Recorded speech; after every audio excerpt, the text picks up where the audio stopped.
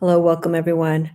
So I decided because I've been buying some books um, in the recent months, and I'm noticing that my collection, which is still very small, um, has been growing. And in particular, some books that I've gotten in the last few weeks, and I thought, you know what? Let me talk about these books because these 4 books that I have here in particular, um, play a role in the direction of various parts of my practice. Um, I have a spiritual practice, but it's metaphysical. I'm not gonna say it's occult-centric, it's not witchcraft-centric, it's not yoga-centric. Some people would say that, I'm eclectic with my spirituality. I I don't like tags, I don't like labels. I practice what I practice, and, I would just say, if anything, I'm a spiritualist because I work with those energies, that we all have, and it's working with those energies that we have within us to create balance. So it's what I use, it's the tools that I use, um, how they inspire me and how they can help me direct uh, certain ways of healing, certain ways of creating more awareness in a situation. The tarot is one of those tools. Um, but the books that I have here, I listed them in the description. There, one book in particular I had my eye on for a while, and I just kind of held off on it. And then I saw Hanni from Fierce and Pretty. She has a YouTube channel and on Instagram. She showed one book, and I think the book that I'm holding here, I think she showed a while ago. Um, and this one particular book, which I'll show in a moment, she showed recently, and I started thinking about working with creating essential oils, working with different kinds of incense.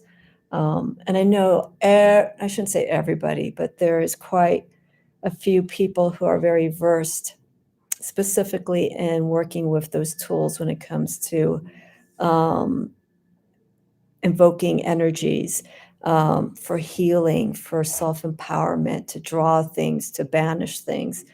Um, I'm talking specifically about incense and oils. So I'll show the book really quickly so you have a quick reference to it. So the book that I'm talking about, and Hanni, when you watch this, I want to say thank you so much because I do have some books already that are like 15 years old from Scott Cunningham, who quite a few of you know in the pagan and witch community, um, for creating the encyclopedia of I think it was incense and oils, magical herbs. He passed away quite a while ago, but he did write some articles for Llewellyn. So I got those 2 books.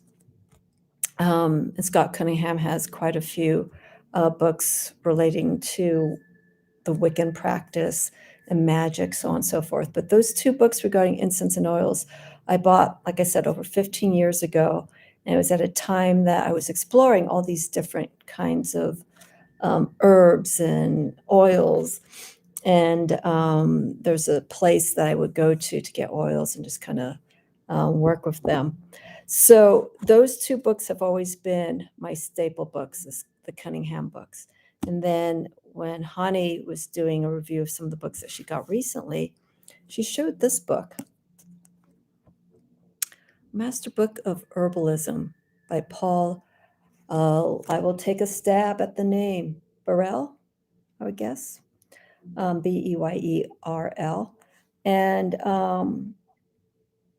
the title's a little bit misleading because if you don't look at this, you would just see the Master Book of Herbalism. So you would think it's all about herbalism. But when you see this, there's the magic aspect of it. So I will talk about this book in a moment because I was just going to jump into it, but I do have an order that I want to discuss these books. And I'll go in a little bit more detail about this book. I haven't gone through all of these. The Herbalism book is more of a reference book. It'll be a cross-reference book for me for Cunningham's book for the incense and oils. When I start, creating more blends. I do blends for myself, but it's something that I want to look into a little bit more to possibly expand on. So the first book that I have, I'm going to share with you, and I think I'll end with this book. Okay, so I have 4 books. This book was a toss-up because the author of this particular book has another book that's very similar to this. She has a book called, I think it's called The Wheel of the Year.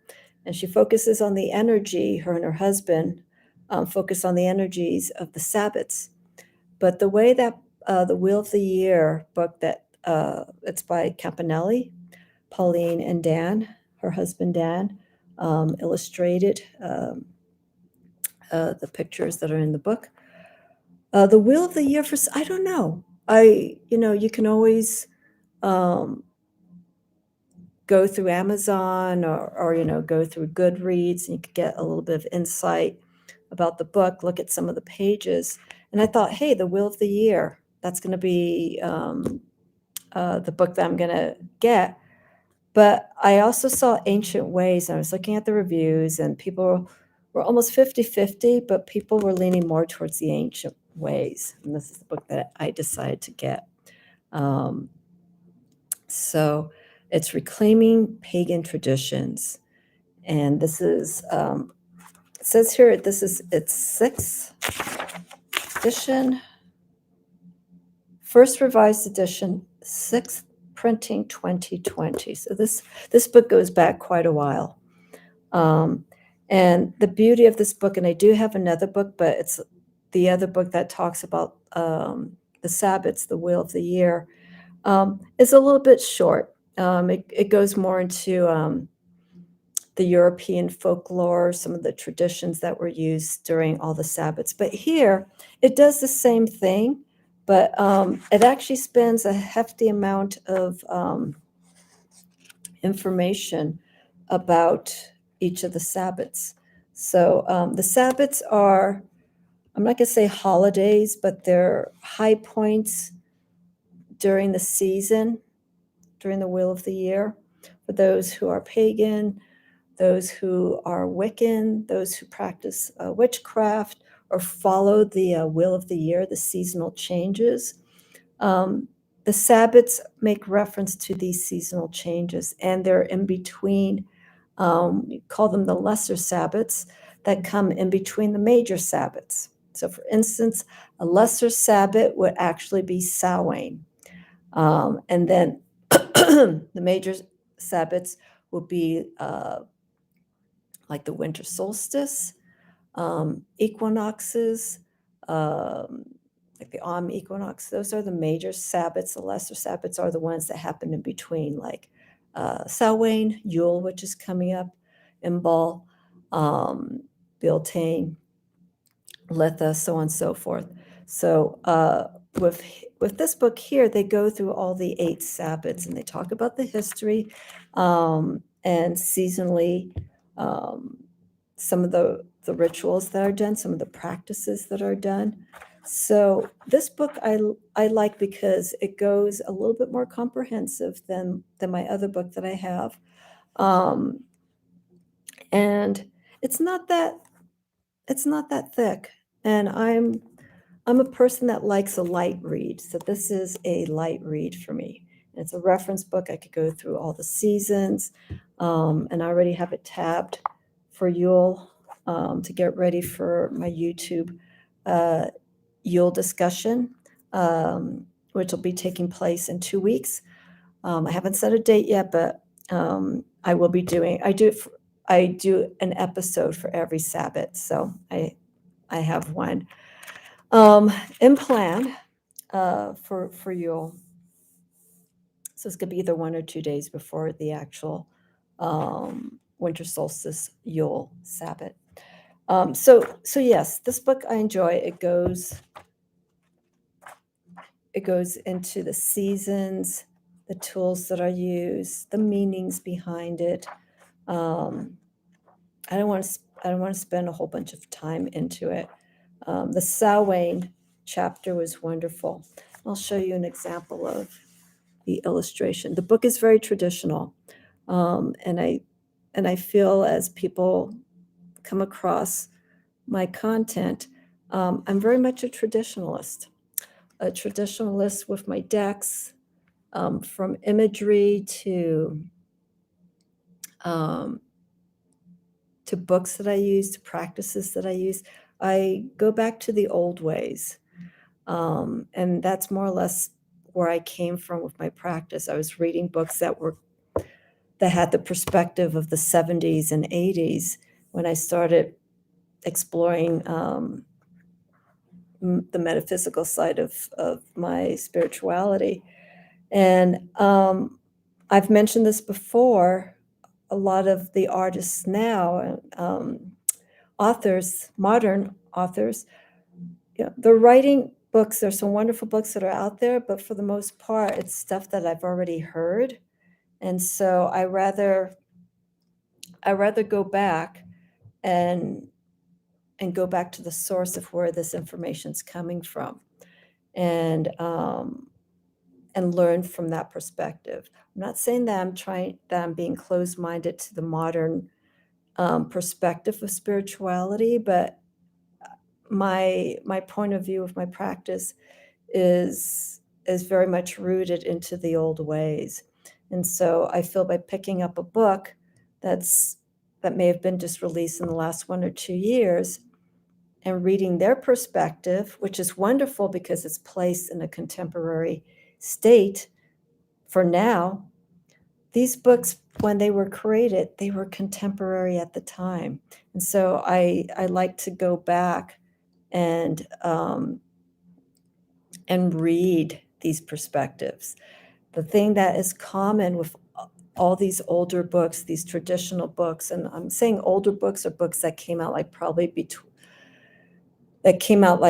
mid 90s, not even that, maybe early 90s and back. We're talking like the 60s, 70s, 80s, and up to the early 90s. Those I feel are the traditional stages of books that were released that had different perspectives. So I feel it's really important, even if you're young and you're seeing all these newer books that are coming out by contemporary authors, I will always say this, and I will stand by it: go back and read where the sources came from. Okay, go back to the roots of where all this information came from, and authors will make reference to some traditional books, like in the bibliography, so on and so forth, but the emphasis is more on the perspective of how you can do your craft, how you could do your work during these times. So like I said, when I started doing my metaphysical practice, what was contemporary then is what I know.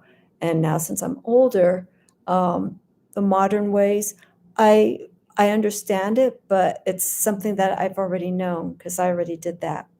I've already explored the newer aspect like 20 years ago, 25 years ago. So ancient ways, the title speaks for itself. It's going back to the traditions of the Sabbats.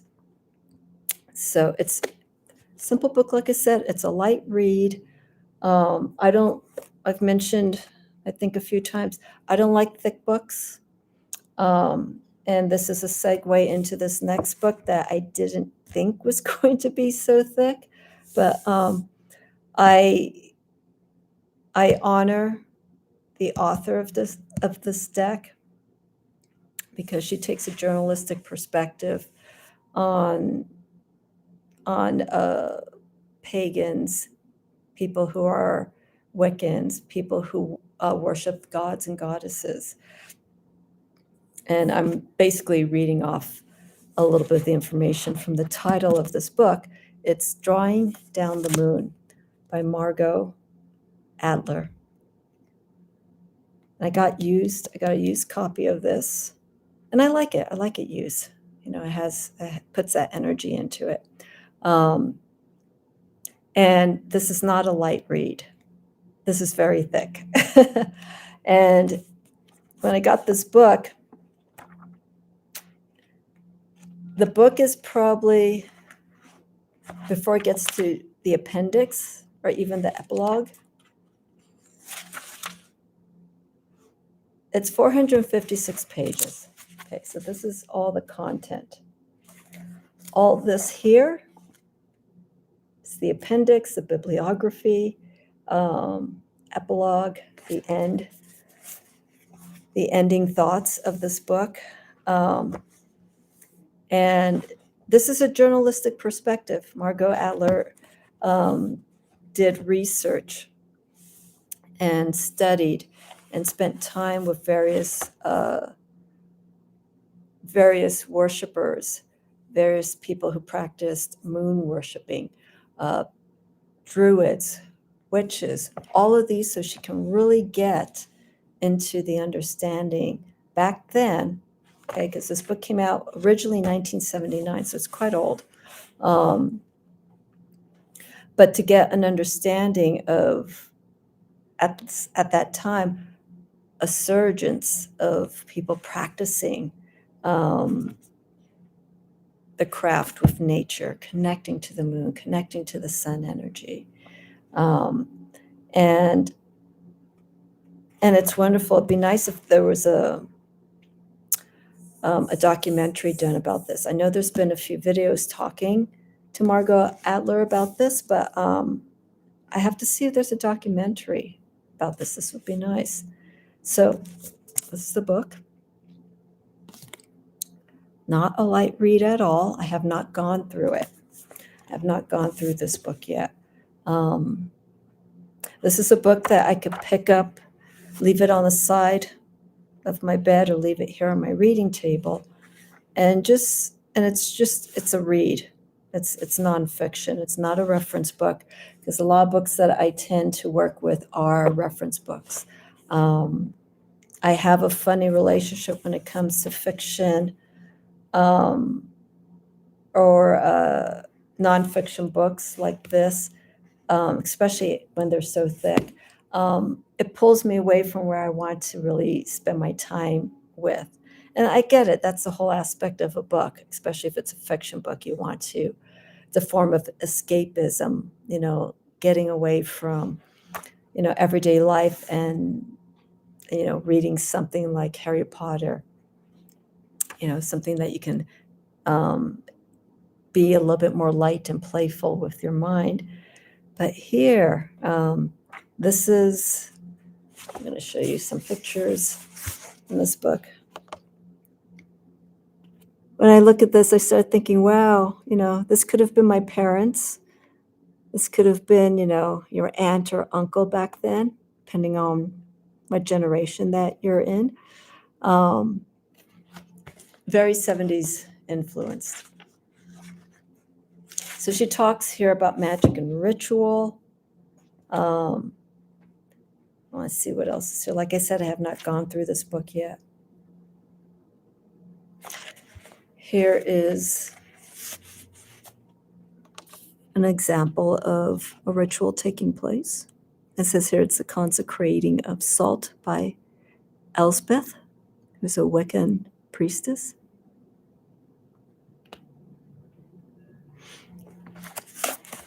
So this is going to be interesting to read. It's going to take quite some time to get through it, but this has been a book that, for people who have this kind of practice, connecting with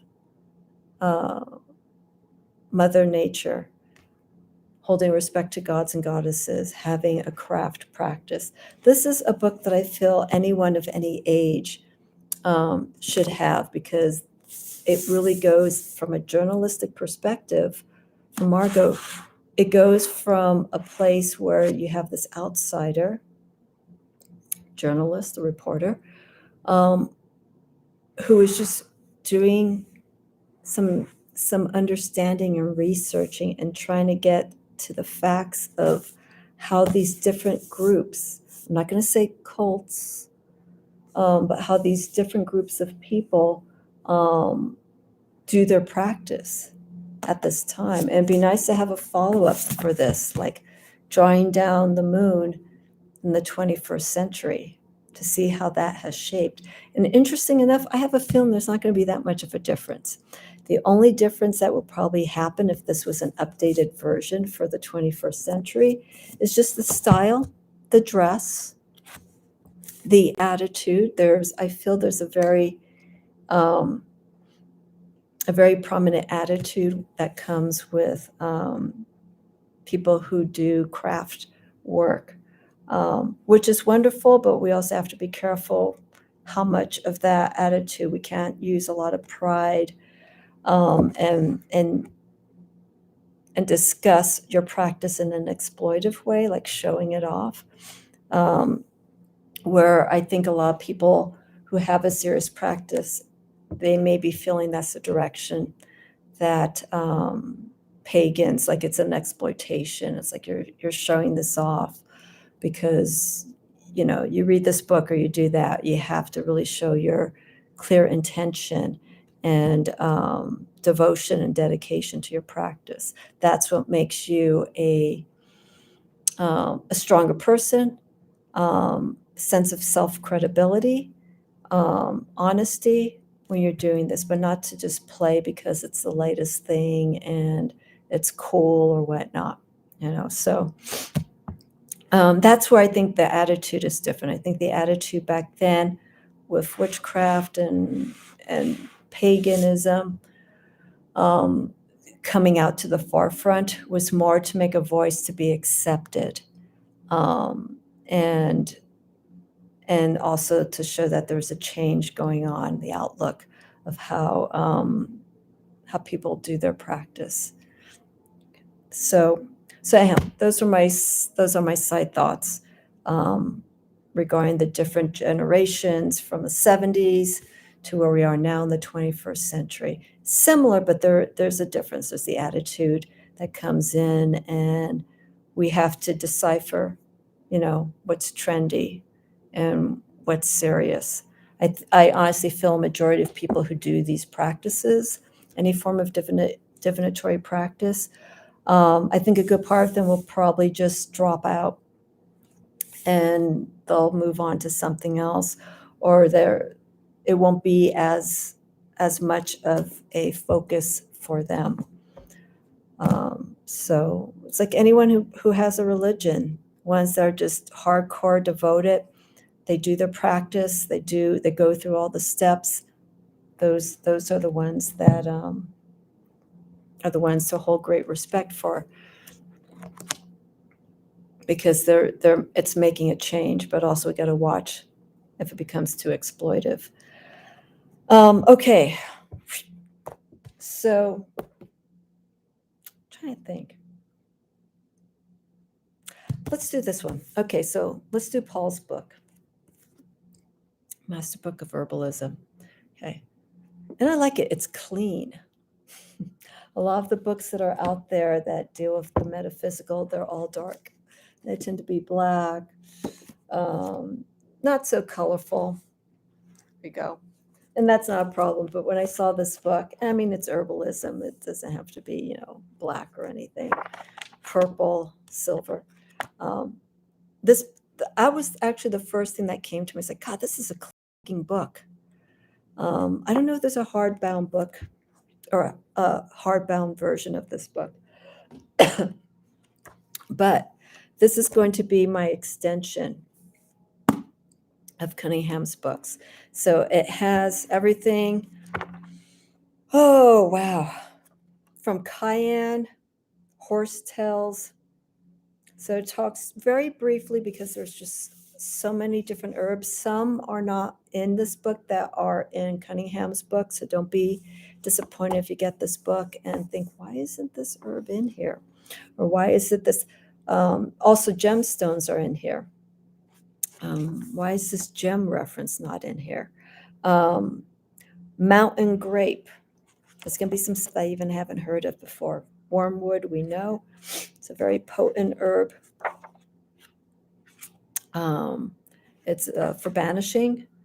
Let's see here. And then we have the internal and external use. So there's a section here called Dosage Guide for the Remedial Herbal. So it's how to apply these different herbs in a dosage manner. So like to do an infusion, it tells you if the potency, if you want it strong, moderate, or weak, like for tea. And I came across a review somewhere, and I think it's emphasized in this book, maybe in the beginning. And I'm going to state it here. Any herb that you work with, especially if you're going to ingest it, oils do not ingest any of these essential oils because they are in its purest form.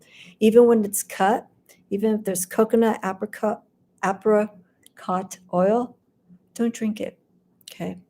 It's used specifically for like to dress candles, to put on yourself, to dress you, to apply maybe into incense. But with herbs in particular, if you're reading a book like this one, double check and make sure of any toxicity, because there are some, like chamomile you could drink. Blackberry berry itself you can ingest, but these are when they go through tinctures, when they're getting steamed, so you could get the purest form of it. Please be careful, because it can become more toxic in a sense that it's probably best just to maybe not even put on your skin, but like just to maybe burn. So please be careful when you read any of these books. Double check the potency and the toxicity of these herbs. So there's kava, which I believe is supposed to be used for either energy or for mental stimulation. There's alfalfa, angelica, and it's pretty straightforward. It's just a paragraph. Okay. Now this book is broken up into sections too. They have how you can use it for amulets, the meaning of the pentacle, and how you can use the herbs and oils in your practice for banishing or drawing in certain forces.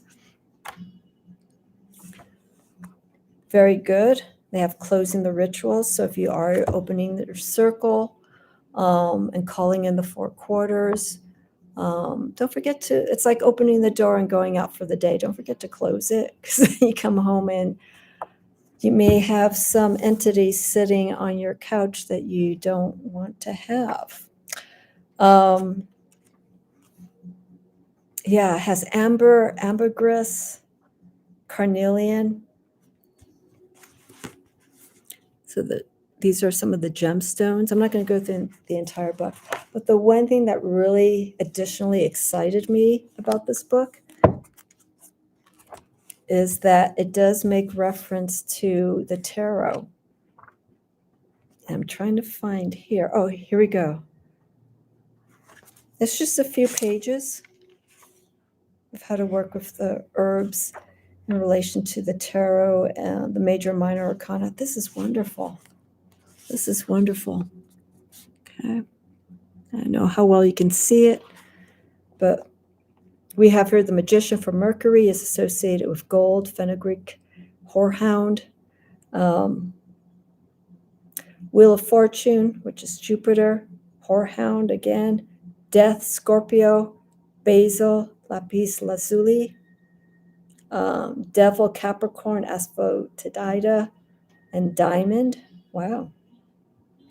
And when you look at these and the association to their planets and to their signs, you can see the elemental influence, like the Fool for Uranus. Uranus is an air planet. The Fool is associated with Uranus. And so there's peppermint. Peppermint is very stimulating for the mind, and it awakens things. So that, in a way, that makes sense for the Fool to have peppermint assigned to it. Wow, even ones, twos, threes, fours, the fours are associated with cedar. So if you're working through the suits numerically, you can work with cedar. So yes, I like this, and it also makes reference again, like to the planets, and that was an unexpected surprise. I was not expecting to have that. So this is a wonderful book. Some people said that there was misspellings that they found in this book. Paul uses in the early part, the opening part of the Master Book of Herbalism, he explains why there are some words that come up throughout this book that are more in the traditional spelling as opposed to the contemporary way of spelling. So I don't know if that's what some people were making reference to, but I've only gone through part of this book. Like I said, it's a reference book, so I've just been skipping here and there. I haven't seen any typos, like anything that's, running consistently through it. So judge for yourself. But this book, wonderful if you want to work with herbs and include it with magic, gemstones, and the best part, it puts astrology and tarot in it. So this is a prize-winning book for me. Okay. Last book, and I did show this when I was talking about the Barbara Walker Tarot, which is, it's this deck that has had a bit of a possession on me. I cannot stop looking at this deck. I'm being drawn to pull cards a few times out the week. It's pulling me away from my other decks. It's like, you got to pay attention to me.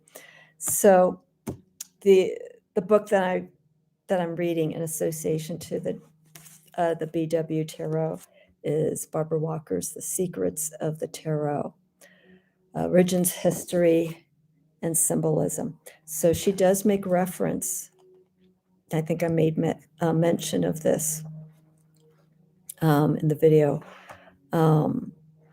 She talks about the history and the meanings behind each of the cards in the Arcana, but she uses her cards in particular. She doesn't really spend. One thing that I was a little surprised about is I was thinking, even though it's called The Secrets of the Tarot, I thought she was going to be speaking more directly, her perspective. This is one of the cards from the deck, the Sun. She does, but she doesn't spend a great deal of time. She goes more into the history, the meaning behind the cards, which I think is wonderful. We should know that with, for instance, I just turned the page to the Ace of Cups for love. She talks about the goddesses associated with the Ace of Cups.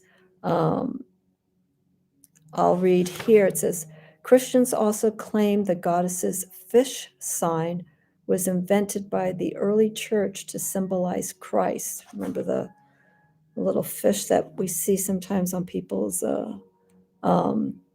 back of the cars? However, long before Christianity, this sign referred to the mother in her orgiastic aspect as divine Cilicia with fish teeming womb. And she talks a little about the association with women and goddesses, how sexually where that energy comes from. And there's some humor in this book too, but I don't want to give it away. So she goes back like to the time of Christianity and even beforehand to explore the different concepts of what the devil was back then, what the Two of Cups was associated with when the tarot was coming into place. And it's not a big read either. It's a light read.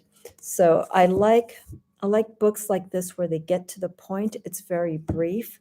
And I know this is different because this is more of a documentary, if you will, talking about the different groups that practice, their path work. So I could see why this is a lot more. But when it comes to books that are like 600 pages, I mean, I have Tarot of the Holy Line. That's like almost, I think it's 430 something pages, and that's good enough for me for a tarot book. But yeah, I just like books that are well written, they're concise, they get right to the point, they're not belaboring, the meaning of like, do you really need to have 50 pages on or 25 pages about the magician? Do we really need to have so many pages to discuss this? So I just like to get to the point. I don't like things that are too wordy. But The Secrets of the Tarot, if you could find this book, I got this used. I found it on eBay. I had to haggle a little bit with the price, but I'm happy I got it. And again, it's used, so I have that.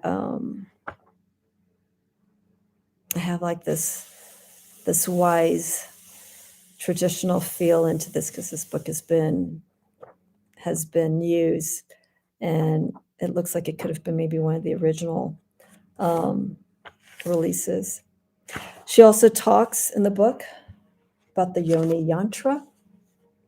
Okay, so this book takes a little bit more of a feminist perspective because I believe Barbara did do feminist studies, anthropology. So you could see some of that influence in the book. And she has a layout that you can use with her deck or any deck. I don't know how well you can see this Yoni Yantra layout. The feminine triangle pointing down, and also on the back of the cards here, we see the joining of the masculine and the feminine, and depending on how you see it. There's a lot of symbolism in this deck that I'm really, really enjoying. So this book with the Barbara Walker Tarot has been very indispensable for me because I'm seeing more of the different perspective of these cards, the major and minor arcana, but going back in history, going back how people saw the meaning and the roles that women had and the roles that men had, and how it's depicted in the tarot overall, and also in Barbara's deck. There are also plates, colored plates. She doesn't have the major arcana, but she has the minor arcana. So if you don't have the deck, you can always make reference to this. Sorry for the highlight. So this is wonderful because any book that talks, especially historically, with the tarot, I feel it's applicable to quite a few decks that are out there. And you get a better understanding, like I was mentioning a few minutes ago, about the roles that of the energies of masculine and feminine in the tarot, which is wonderful. And then, of course, nowadays for the contemporary, we have, I call it more open identity, however you identify yourself. And so decks are being made to reflect those changes and ethnicity and addressing all of those issues. There's more of those decks that are that are being produced, and I think that's wonderful. We need to have a wide spectrum. But also, too, I feel that it shouldn't have to be forced upon. If there's a deck that you are drawn to, whether it has people or it doesn't, hold respect for that person's choice for getting that deck. It could be energetically. Majority of my decks that I work with don't have people. I have like physical people. They're more like in character roles. I think 2/3 of my deck, I'm looking at my decks right here, they're more symbolic. And the humans tend to be metamorphed into different characters, into animals, into tribal, primal associations with the human psyche. So yeah, that works. That works for me. Here, I don't really pay too much attention to the people because there's something very unique with the Barbara Walker Tarot that just it goes beyond, the two individuals, even though they are part of this. They are part of the interpretation. So sorry about that.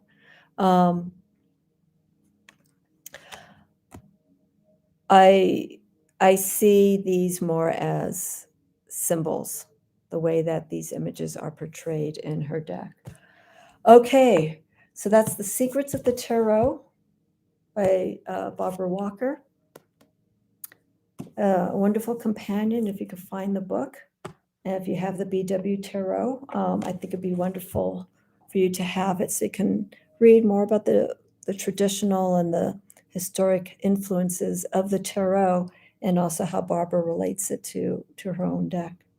Okay, and then Ancient Ways, which talks about the Sabbats, but it takes more of a perspective of the traditions that were done pre-Christian.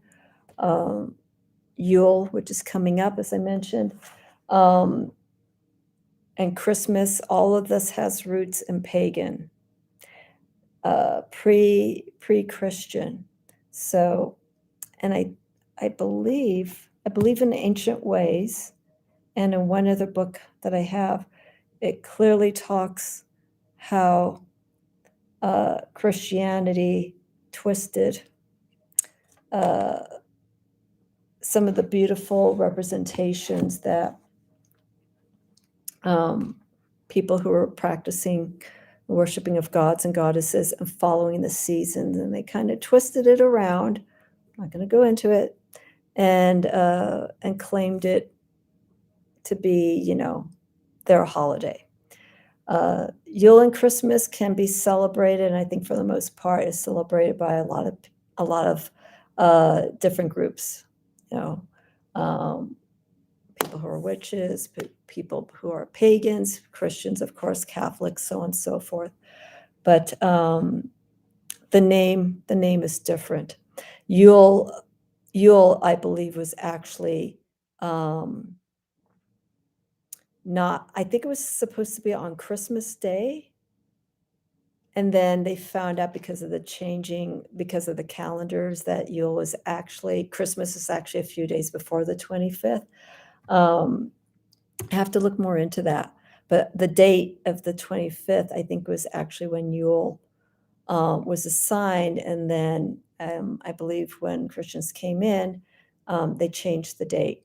And so Yule was actually pushed during the time of winter solstice. And Christianity used Christmas for the 25th. So I think it was a different date, if I remember correctly, or incorrectly. So those are my books right now. A lot of information. So apologies if I got some of my information mixed up, but it's coming from the same source. So these are my books right now that are on my table, that are on my bedside, that that are very important, and they are shifting the way that I do my practice and how I connect to the tarot and understanding more about its history. Okay, I went longer than I wanted to, but hey, that's fine. Thank you so much for watching. I will be doing another video coming up soon, so please stay tuned. Feel free to subscribe. Any questions that you have or any details that you'd like to share with me regarding any of these books, if you've read them or like to know a little bit more about them. Let me get started with this book first, though. Feel free to let me know. I'd love to hear your feedback and thoughts on it. Okay, have a wonderful week, everyone, day, and I will see you soon.